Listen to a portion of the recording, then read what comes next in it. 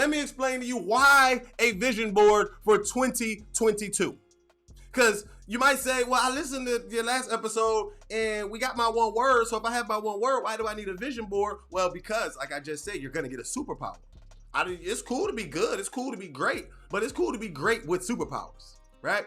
So the first reason to having a vision board, it makes you think about what you really want.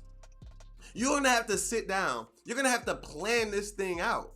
So a lot of times, students, y'all come in my office and you'll tell me, yo, Mr. G, this and like, woo! You ain't got none of that written down. So you ain't really think about it. That's just something that's coming off the top of your head. But having this vision board will really make you think about what you really want. Like, you ever be hungry and you like, oh, I could just go for some chocolate. Is that really what you want? Or is that something that's just quick and it'll temporarily fulfill the need that you have?